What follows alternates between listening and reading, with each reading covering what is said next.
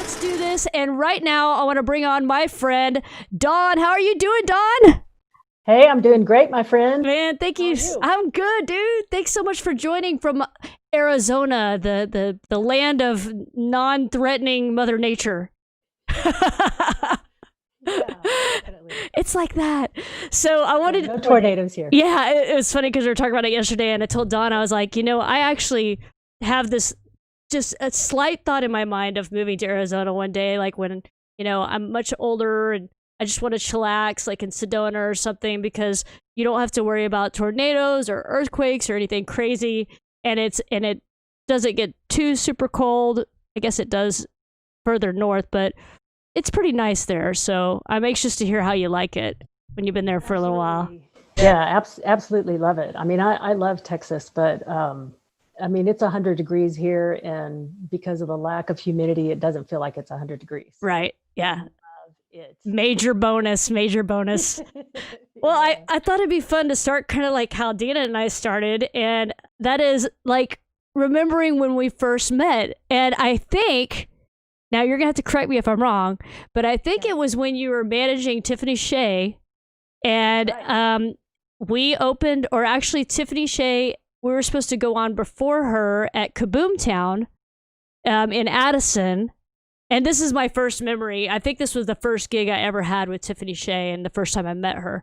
And we were supposed to open for her, but she had another gig and she asked if we could swap to where she would go on before us and then we would play. Mhm. And this was I believe this was in 1997, maybe 96. And I don't recall if you were managing her at that time or if you were there or if I met you that day or if it was 2 years later. But I think it was through when you were managing Tiffany Shea, wasn't it? It was when I was managing Tiffany Shea, but that would have been the fall of 1999 or sometime in 2000. Gotcha. Okay, gotcha. Cool, cool. So it was a little bit later, but we kind of started hanging out. We're all in the same kind of crowd and we were in a lot of the same places. And then when Frognot broke up, I think you would come see Baby Jean Hudson sometimes and whatnot. And so my friend Brenda and that crazy girl and then at some point in time you decided to start a church. I did. Yeah. Uh, And when Go was ahead. what year was that when that happened? So that was September of 2008 is when Whosoever Dallas started. Yeah, yeah. And for those watching, about 2 or 3 videos ago, I played this video, this perfect intro. No, I'm just playing.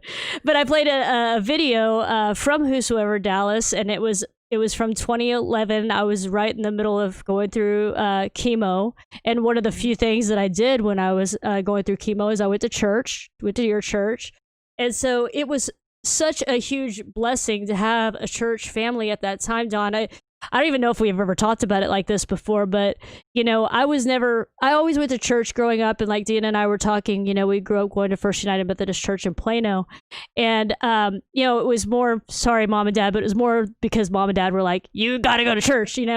And so I just never felt that connection. I loved everybody that was there, but I never felt that spiritual connection to that church or to church in general.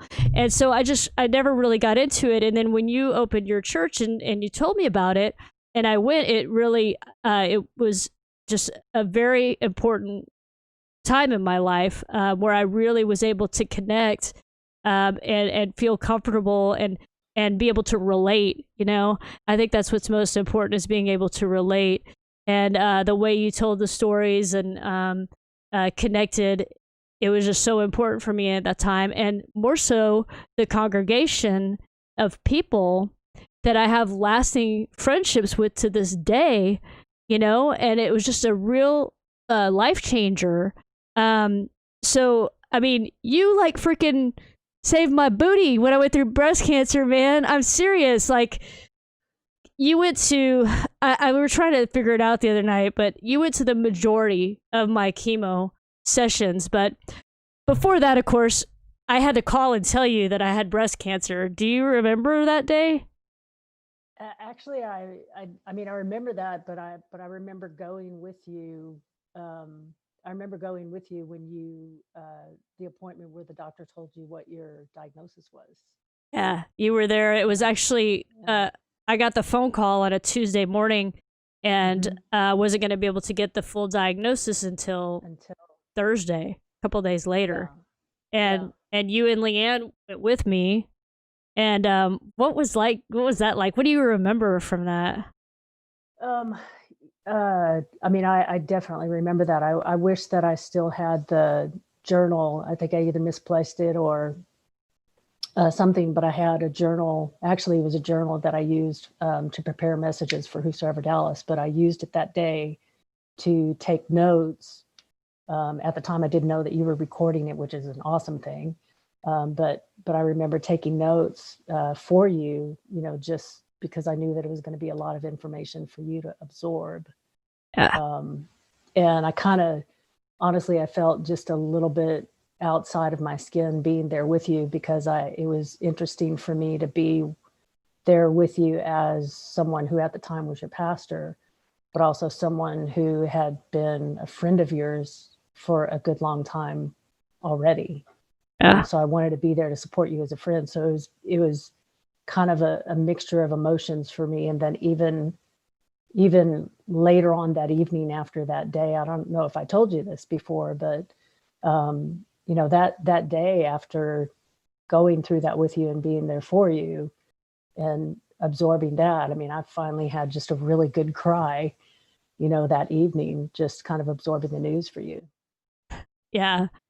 Man, I've told everybody I'm been really emotional today, so we're gonna hold it together, man. Together. She's ready. I've got Burt's and I've got Kleenex if I need it. Right here. You're on it. Yeah, I mean, and the thing is about you, to this day, you've always just been this calming force. You've just always been just so stable, and just whatever the situation is, you're just like, well, okay, we're gonna, there's never the time when you're like, what's happening or whatever. So you were such a huge calming force. And I know that Leanne, who's my best friend, she wasn't comfortable going to the chemo treatments with me, and I was so lucky. I remember actually having fun at my chemo. Yeah, like we had fun. It's crazy. Like, how do you do that? Like, do you remember the time that we got like this, we had like the suite, we had like a room that was like had a window, and it was our own room. Like, they had the regular seats or whatever you call them were full, and so they put us in a private room that had a door and a window, and we're like, dude, let's Skype Deborah. We're like, that's right. And we Skyped Deborah. So Deborah Gloria is watching right now, and she also went to Whosoever, and we Skyped her from in there. And I don't remember if you were there the day, but Michelle Whalen, who was also going to Whosoever, she was up at the hospital for something, because she's she works for the fire department. Yeah. And I think she's actually like a I want to say she's a fire chief now, but it's not chief, it's something else, I forget now. But inspector, I think she's an inspector of some kind. Anyway, she was up there in her uniform, and they only allow you to have one person with you, even before the pandemic, guys. And so, Dawn was my person, and Michelle was up there, but because she had her, she was a fireman, she was just like walked in, hey, what's up? We're like, hey, cool. So we scored on that. And another thing that you did that I still have to this day, and I meant to have it here to hold it up, but was that, dude, that little book that you gave me, that people, the Book of Whoop. That's it. Yeah, the Book of Woot. Yes. And so it was basically like a I'm gonna just say it's like a kid's autograph book or something, or a kid's scribble book, or it was a small little book. And you said, take it with you and let your friends write in it.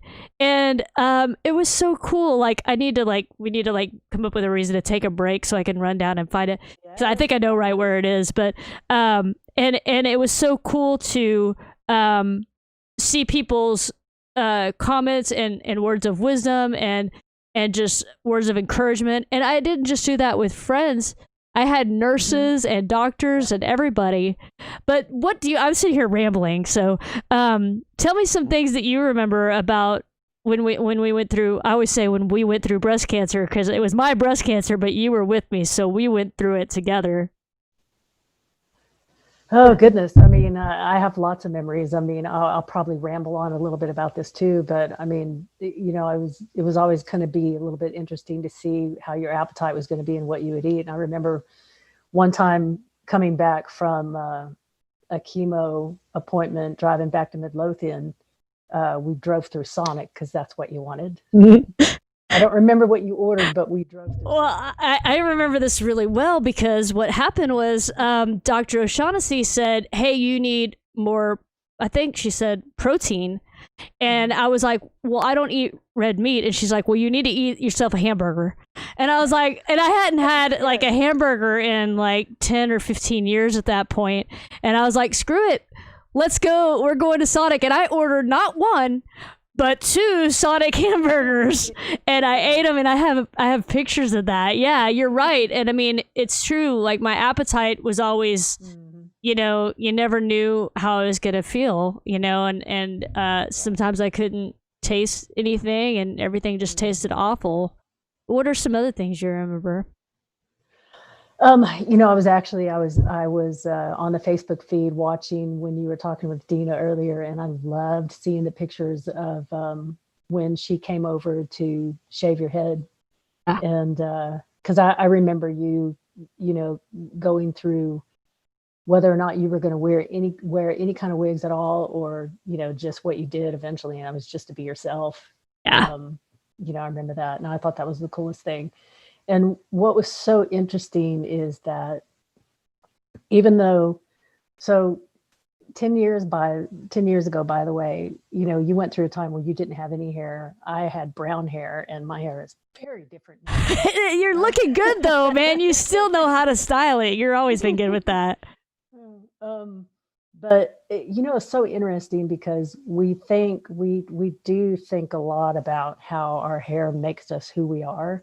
And I just remember during that time, so again, back in the Facebook feed, I saw the snippets of the Womanars video that you did. And before that, the series of photos that you took over the years, just kind of the same, shot of yourself, just to kind of capture these moments in time as you went through this experience. And the thing that really stuck out to me is, I, as much as your red hair is that signature thing about you, at the same time, because of the way that you connect personally, I see so much of who you are just right here. So when you didn't have any hair, there were so many times that I would look at you and I would just say, this is my friend April Samuels. I mean, this is my friend April Samuels, because I could still see you, right? Even though you were going through such a traumatic and a stressful time.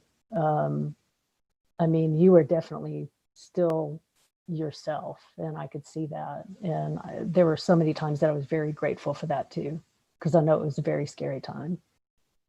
It really was, and I'm kind of glad to hear you say that because certainly at the time I didn't feel myself, and it seemed like a couple of days would go by and I would look really different.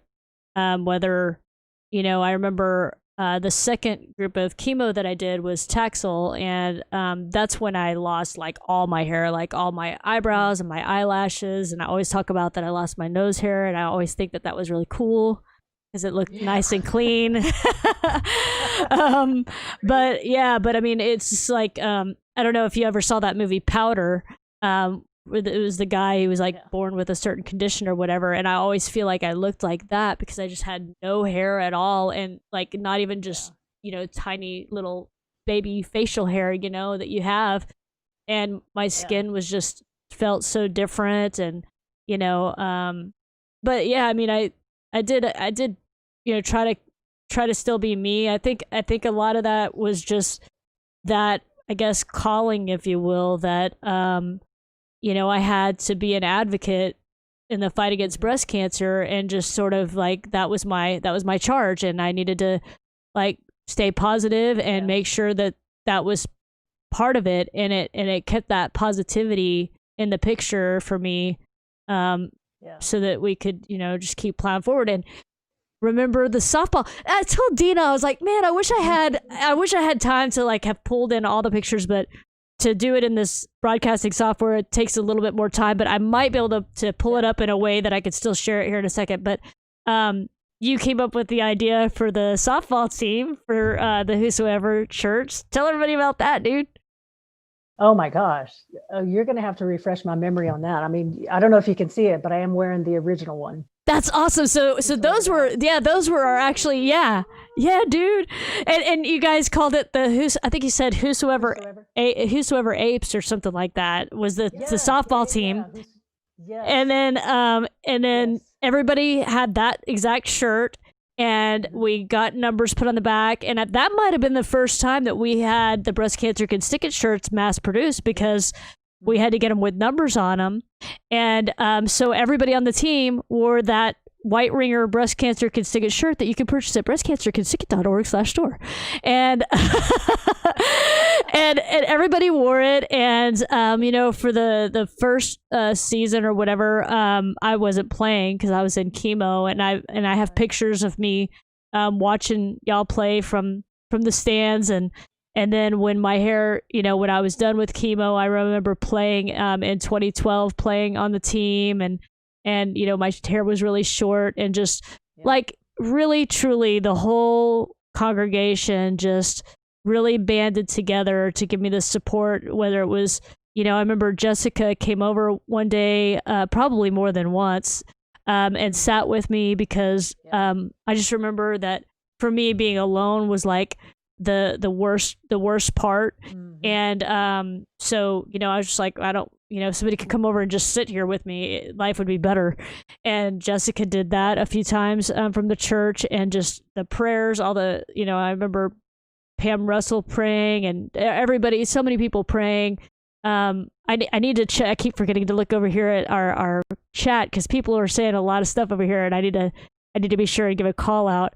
Oh, Deborah says, I must really love you, April, because it's almost time for Wapner and I'm still watching. She normally goes to bed in about 7 minutes, so if we can keep her on, yeah, we can keep her on, we're doing good. Shanna's here. What's up? Yes, I need to come to Arizona. Totally. Dina says, Dawn, Whosoever, was such a beautiful experience. So much love for you.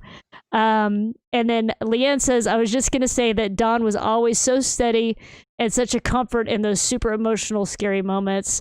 I remember one night in particular where we were just freaking out, and called you, and Leanne was in one room and I was out in another, and we were just, check it out.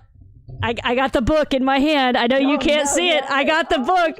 All right, you're going to watch the replay and you'll be able to see this. So this is the book. It's got a little monkey on the front. It says Julius. It's got the cool little, here, I'm going to go full screen. I'm sorry. You're still here. You're not leaving, but we got to show this book. So this is the book that Dawn gave me to carry around to all my appointments and any doctor's things or around anyone.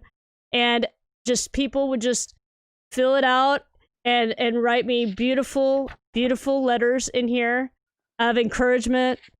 Here's one from a nurse, Kim Boyd. It says, April, I wish to you Godspeed and many, many blessings to last you a lifetime.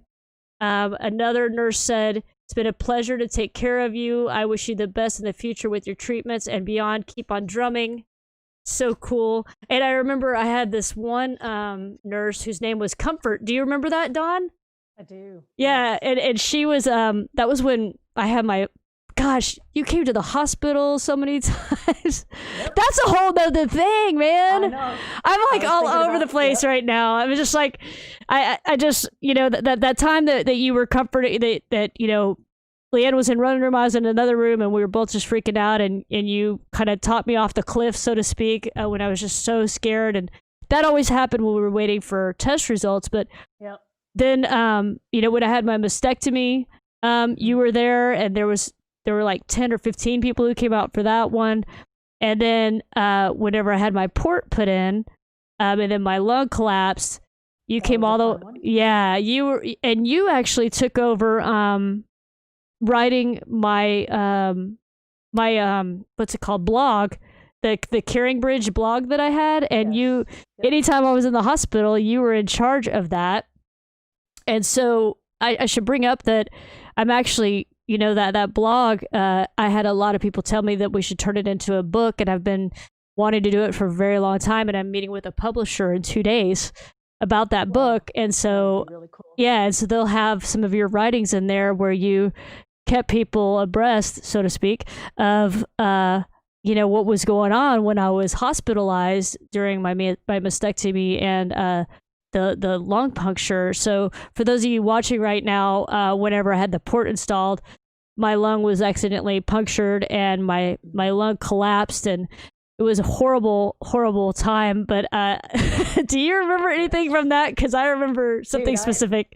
I seriously, I so remember that. I remember being in the emergency room with you, Leanne, and then your dad came out too. And speaking of, I was going to say, I mean, talking about the same thing, but I was going to say, I think one of the other things that was just a constant, not only through your life with your parents, but especially during that time, is just the amazing sense of humor that you all have. Because Yeah. because even during that, I mean, when your dad showed up, I can't remember exactly what was said, but we just laughed. Yeah. I mean, of all that, you were in so much pain, waiting for them to give you some relief with your collapsed lung and all that stuff, and then you were in the hospital for a few days after that, just Right. recovering from that. But I mean, just it was always just a pleasure to to see your folks up there, and just sense of humor and everything was just another thing that I think really helped get you through that too, and other people too. It just made a huge difference. Yeah, you're right. And on my birthday this year, I had Deborah, my parents, and Leanne on, who were very important during that time. Just like you and Dina and Josie, all y'all were so important to my emotional recovery and just being able to stay on task and keep your eye on the prize, throughout the whole thing. And I was sitting there thinking, I was like, because whenever my lung was collapsed, the way they fix it, for those of you watching, is they have to put in a chest tube, and that process you have to be awake for. And Yeah. dude, weren't you in the room? Yep. Like, you were in the room when they put it in, weren't you? Yes. Yeah. Yeah, and you could hear the Yeah. Yeah, they had to so Really? essentially, yeah, so just so everybody knows, they have to let the air out. Like, what happens is the air gets trapped between your lung and your chest wall, and that's what pushes on your lung to where your lung can't expand. And so the chest tube is to go in and release that air.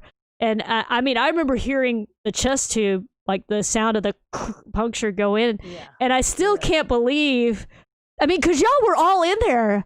I Yes. remember that I was high as a kite on morphine, and I was just like, "What's up? What's up?" But when they did that, there was very strict instructions. You had to hold your breath for a certain amount of time, and there wasn't enough morphine in the world at that point Right. to relieve that pain that I got Yeah. from that. But it's amazing to me that y'all were allowed to be in that room, because it wasn't Yeah. didn't they wheel me into a different room, or was it the same room that? No, it was from what I recall, it was in the same room. Was They it? did everything there. Yeah. Yeah. Because in my mind, there was a disco ball involved. I'll just have you know. Kind of wish.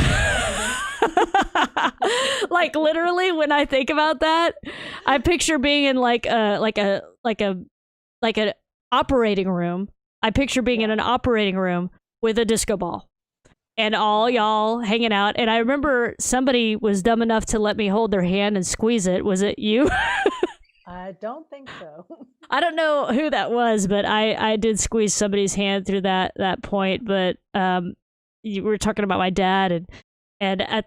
I remember one thing that he said was, when we got back to the room, because we had to wait for room, and then when they finally wheeled me to the room and they switched me from that gurney from the ER to the Mhm. room and to the bed in the room, my dad was like, oh my God, you bled like a stuck pig. I was like, and he would not stop talking about how much blood there was. How much blood? Yeah, he was like, I mean, he's like, you're like laying in a puddle. And I was like, to this day, I'm like, why did you have to go into the details? But gosh, all right. So we had that happen. And then after that, it was chemo. And that's where you were for me all the time. And what do you remember any other things that happened at the top of your head?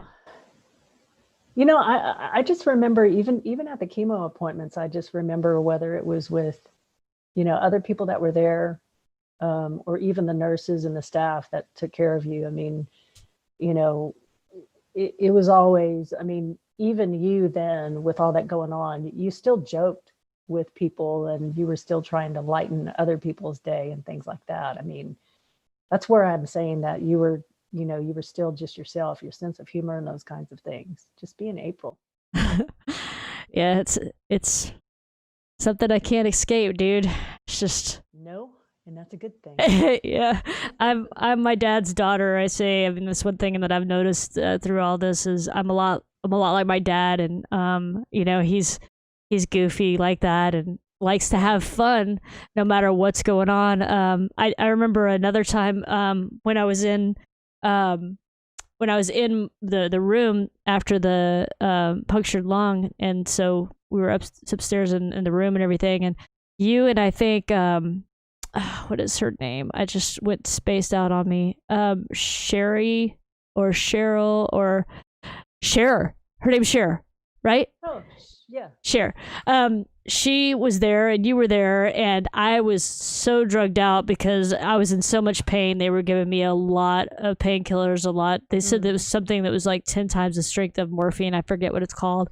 And I was eating, and I had the fork up, and I fell asleep. And I just remember, I just remember you laughing. I remember you laughing at me, and then I would wake up and you were laughing, and then I was just like so bad. I'm like, dude, and then I just like I pass out again.